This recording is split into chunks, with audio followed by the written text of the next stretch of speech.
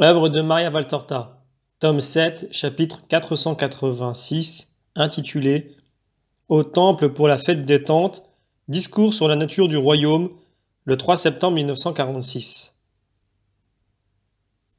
Jésus entre dans le temple en compagnie de ses apôtres et de très nombreux disciples que je connais au moins de vue. Tout derrière, mais déjà unis au groupe, comme s'ils voulaient montrer qu'ils désirent être considérés comme des disciples du Maître, je vois des visages nouveaux, tous inconnus, hormis ce finot de grec venu d'Antioche. Il discute avec les autres, peut-être des païens comme lui, et alors que Jésus et les disciples se dirigent vers la cour des Juifs, lui et ceux qui parlent avec lui s'arrêtent dans la cour des païens. Naturellement, l'entrée de Jésus dans le temple bondé ne passe pas inaperçue.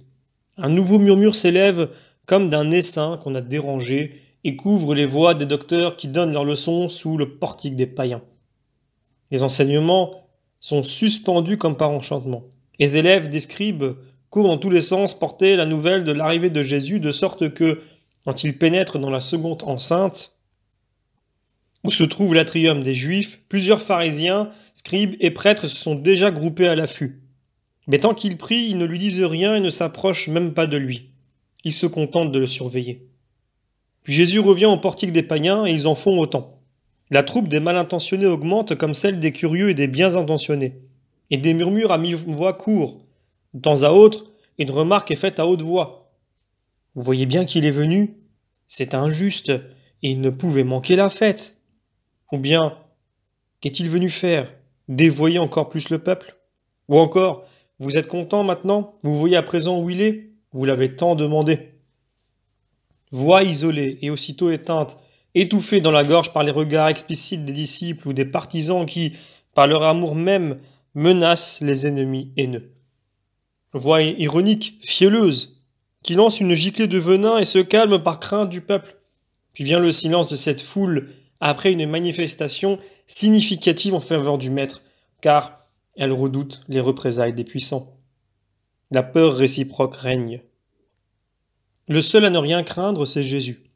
Il marche paisiblement, avec majesté, vers le lieu où il veut aller, un peu absorbé, pourtant prêt à sortir de sa concentration pour caresser un enfant qu'une mère lui présente, ou pour sourire à un vieillard qui le salue en le bénissant.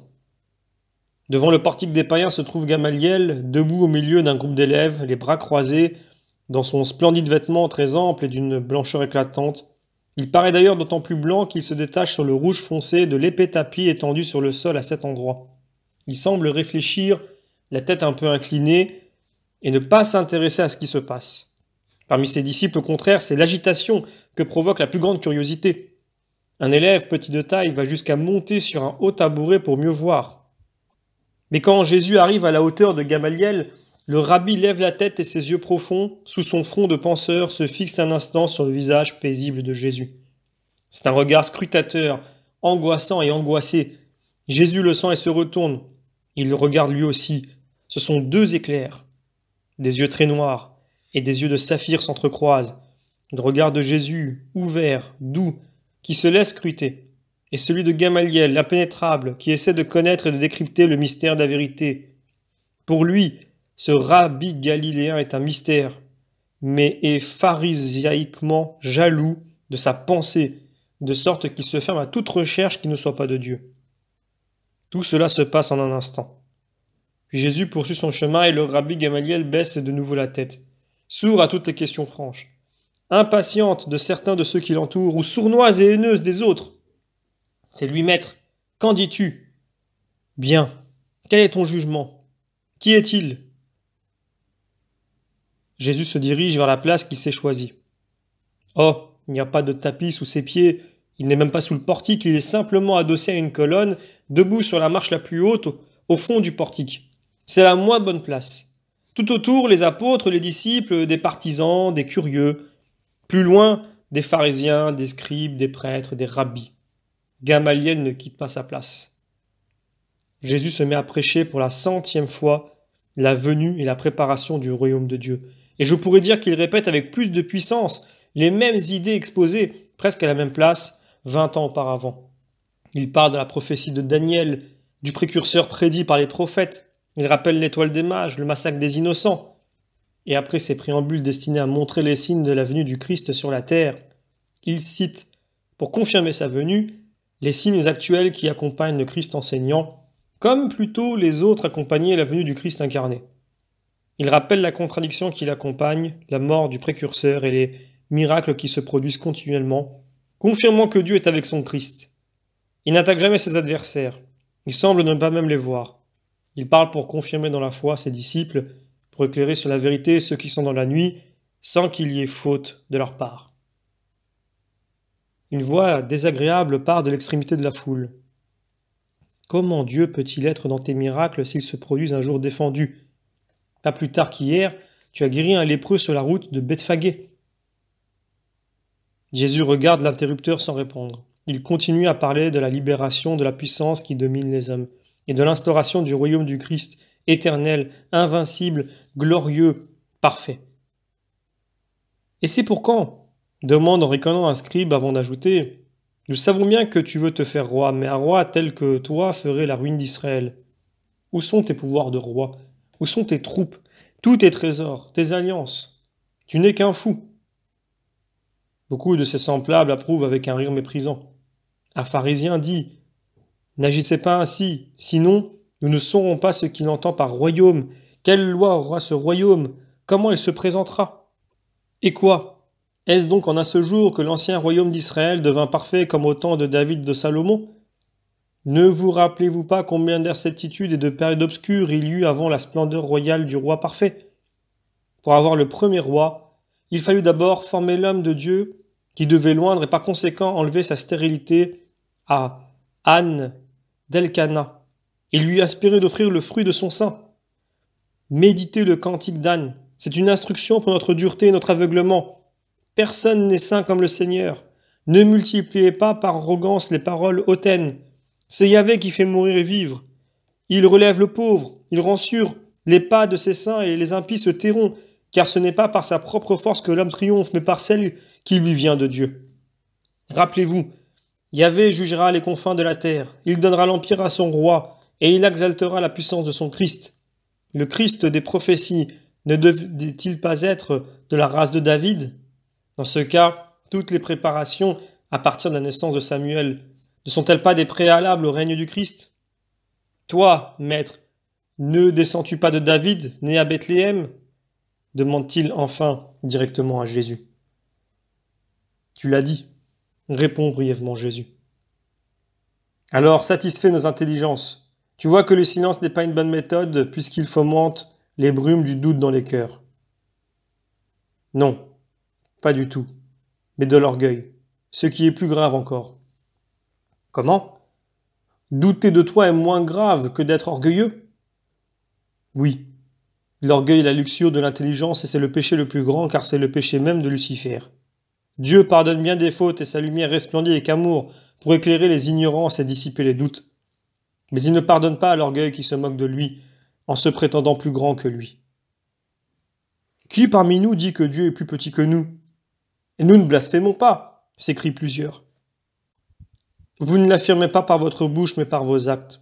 Vous voulez dire à Dieu, il n'est pas possible que le Christ soit un Galiléen, un homme du peuple. Il n'est pas possible que ce soit lui. Or, qu'est-ce qui est impossible à Dieu ? La voix de Jésus est un tonnerre. Si au début son aspect était plutôt humble quand il était appuyé comme un mendiant à sa colonne, il se redresse maintenant, s'écarte du pilastre, relève majestueusement la tête et son regard darde la foule. Il se tient encore sur la marche, mais c'est comme s'il était en haut d'un trône, tant est royale son attitude. Les gens reculent comme effrayés et personne ne répond à la dernière question. Puis, un rabbi, petit, ridé à l'aspect maussade comme l'est certainement son âme, demande, en faisant précéder sa question d'un rire faux et éraillé. Il faut être à deux pour céder à la luxure. Avec qui l'intelligence y cède-t-elle, puisqu'elle n'a pas de corps ? Comment donc peut-elle pécher par luxure ? À qui, si elle est incorporelle, s'unit-elle pour pécher ? Et il s'esclaffe, en laissant traîner ses mots et son rire. À qui ? À Satan. L'intelligence de l'orgueilleux commet la fornication avec Satan contre Dieu et contre l'amour. Et Lucifer, avec qui a-t-il forniqué pour devenir Satan si Satan n'existait pas encore ? avec lui-même, avec sa propre pensée intelligente et désordonnée. Qu'est-ce que la luxure, scribe? Mais, je te l'ai dit, qui ignore ce qu'est la luxure? Nous en avons tous fait l'expérience. Tu n'es pas un rabbi sage, puisque tu ne connais pas la nature véritable de ce péché universel, triple fruit du mal. Comme le Père, le Fils et l'Esprit Saint sont la triple forme de l'amour, la luxure, c'est le désordre, scribe.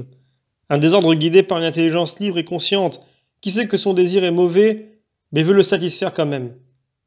La luxure est désordre et violence contre les lois naturelles, contre la justice et l'amour envers Dieu, envers nous-mêmes, envers nos frères.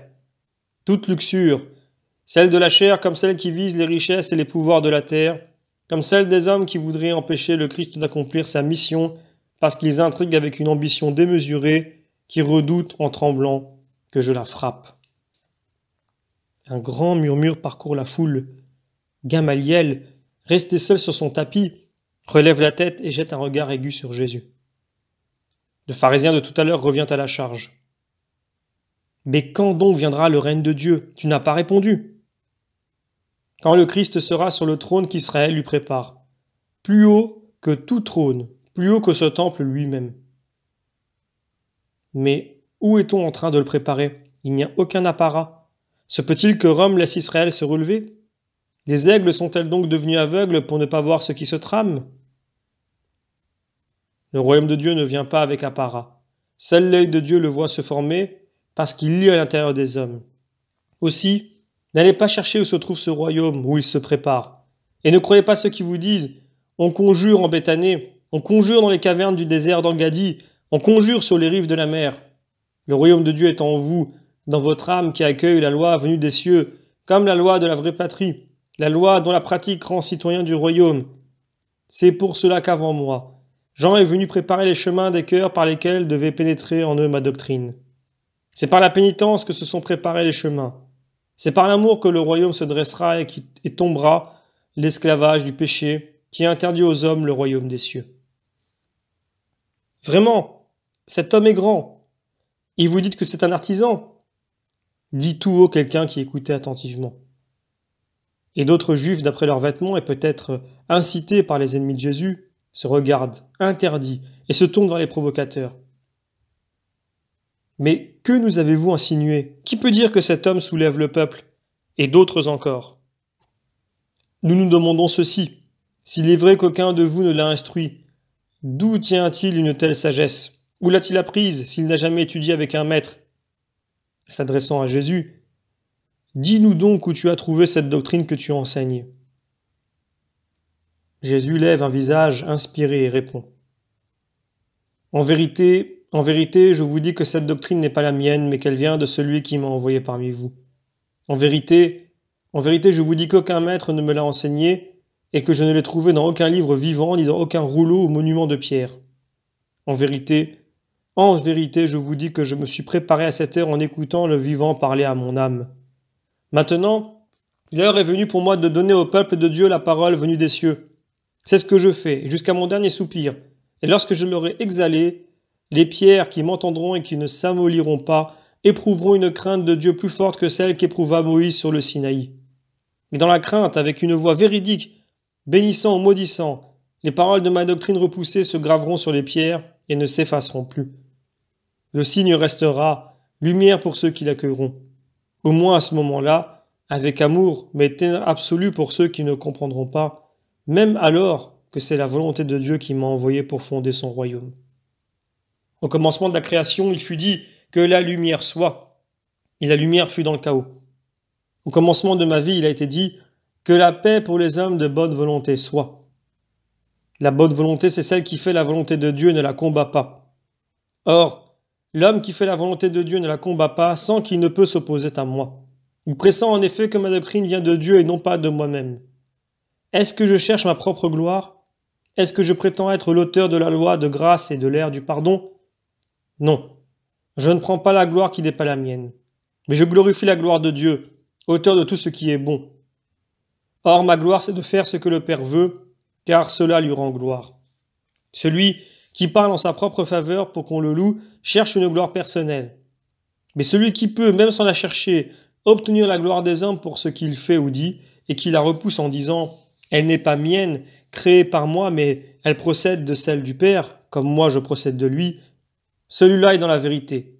En lui, il n'est pas d'injustice, car il donne à chacun ce qui est à lui, sans rien garder de ce qui ne lui appartient pas. Je suis parce que le Père m'a voulu. Jésus fait une pause. Du regard, il passe la foule en revue, foule les consciences, les lit, les pèse, puis il reprend la parole. Vous gardez le silence. La moitié d'entre vous est dans l'admiration, les autres se demandent comment me faire taire. De qui sont les 10 commandements? D'où viennent-ils? Qui vous les a donnés? Moïse! Crie la foule. Non. Le Très-Haut. Moïse, son serviteur, vous les a apportés, mais ils sont de Dieu. Vous qui avez les formules, mais n'avez pas la foi, vous dites dans votre cœur, Dieu, nous ne l'avons pas vu, pas plus que les Hébreux au pied du Sinaï. Rien ne vous a suffi pour croire que Dieu était présent, pas même les éclairs qui incendiaient les montagnes pendant que Dieu lançait la foudre et le tonnerre en présence de Moïse. Même les éclairs et les tremblements de terre ne vous servent pas pour croire que Dieu est sur vous, pour écrire l'alliance éternelle du salut et de condamnation. Vous verrez bientôt une épiphanie nouvelle, terrible dans ces murs.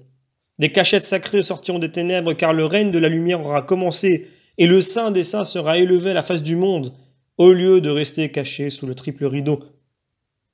Et vous ne croirez pas encore. Que vous faudra-t-il donc pour vous faire croire? Que les foudres de la justice marquent votre chair? Mais alors la justice sera apaisée, et ce sont les foudres de l'amour qui descendront. Et pourtant, même, elles ne graveront pas la vérité sur vos cœurs, sur tous vos cœurs, et ne susciteront pas le repentir, et enfin l'amour. Gamaliel a maintenant le visage tendu. Ses yeux regardent fixement le visage de Jésus. Vous savez que Moïse était un homme parmi les hommes. Les chroniqueurs de son temps vous l'ont décrit.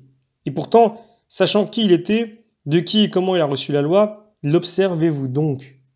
Non. Aucun de vous ne l'observe. Un cri de protestation s'élève de la foule. Jésus impose le silence. Vous prétendez que ce n'est pas vrai? Que vous l'observez?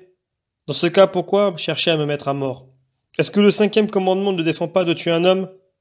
Vous ne connaissez pas en moi le Christ? Mais vous ne pouvez nier que je suis un homme. Pourquoi cherchez-vous à me tuer? Mais tu es fou! Tu es un possédé! Un démon parle en toi! Il te fait délirer et proférer des mensonges! Aucun de nous ne pense à te mettre à mort! Qui veut te tuer? Crient justement ceux qui veulent le faire. Qui? Vous! Et vous cherchez de bons prétextes. Vous me reprochez des fautes qui ne sont pas vraies. Vous me critiquez. Ce n'est d'ailleurs pas la première fois. Pour avoir guéri un homme pendant le Shabbat. Or Moïse ne dit-il pas d'avoir pitié même de l'âne et du bœuf qui est tombé, car il représente un bien pour ton frère? Et moi, je ne devrais pas avoir pitié du corps malade d'un frère pour qui la santé retrouvée est un bien matériel et un moyen spirituel pour bénir Dieu et l'aimer en raison de sa bonté? Et la circoncision que Moïse vous a donnée, après l'avoir lui-même reçue des patriarches, ne la pratiquez-vous pas même pendant le Shabbat? Si la circoncision d'un homme pendant le Shabbat n'est pas une violation de la loi mosaïque du Shabbat, parce qu'elle sert à faire d'un garçon un fils de la loi, pourquoi vous indignez-vous que j'ai guéri pendant le Shabbat un homme tout entier, corps et âme, et que j'en ai fait un fils de Dieu? Ne jugez pas selon l'apparence et la lettre, mais portez un jugement droit et avec votre âme, car les formules, les apparences sont lettres mortes, des tableaux peints, mais non pas la vie vraie, alors que l'esprit des paroles et des apparences est vie réelle et source d'éternité. Mais vous ne comprenez pas ces vérités parce que vous ne voulez pas les comprendre. Partons. Et il tourne de dos à tout le monde pour se diriger vers la sortie, suivi et entouré de ses apôtres et disciples qui le regardent, attristés pour lui et plein de dédain pour ses ennemis. Lui, pâle, leur dit avec un sourire, « Ne vous affligez pas, vous êtes mes amis et vous faites bien, car mon temps est compté. Bientôt viendra un temps où vous désirerez voir un seul de ces jours du Fils de l'homme. Mais vous ne pourrez plus. Alors il sera réconfortant de vous dire, « Nous l'avons aimé et lui sommes restés fidèles tant qu'il a demeuré parmi nous. » Pour se moquer de vous et vous faire paraître fou, on vous dira, « Le Christ est revenu, il est ici, il est là. » Ne les croyez pas. N'y allez pas, ne vous mettez pas à suivre ces fourrailleurs. Le Fils de l'homme, une fois parti, ne reviendra plus avant son jour. Alors sa manifestation sera semblable à l'éclair qui resplendit et passe d'un point du ciel à l'autre, si rapidement que l'œil a du mal à le suivre. Vous et pas vous seul, mais aucun homme ne pourrait me suivre dans ma manifestation finale pour rassembler tous ceux qui ont existé, existent et existeront. Mais avant que tout cela n'arrive, il faut que le Fils de l'homme souffre beaucoup, souffre tout, toute la douleur de l'humanité et qu'en outre il soit renié par cette génération. Mais alors, mon Seigneur, tu subiras la souffrance de tout le mal dont sera capable de te frapper cette génération, souligne le berger Matthias. Non, j'ai dit, toute la douleur de l'humanité. Les hommes existaient avant cette génération et ils existeront à travers les générations après celle-ci. Et toujours ils pécheront. Et le Fils de l'homme goûtera dans son esprit toute l'amertume des péchés passés, présents et futurs, jusqu'au dernier avant d'être le Rédempteur. En outre, sa gloire souffrira encore en son esprit d'amour en voyant l'humanité piétiner son amour. Vous ne pouvez pas comprendre pour le moment. Allons maintenant dans cette maison. Elle m'est amie. Il frappe à une porte qui s'ouvre pour le laisser entrer sans que le portier montre de l'étonnement devant le nombre des personnes qui entrent à la suite de Jésus. Fin du chapitre.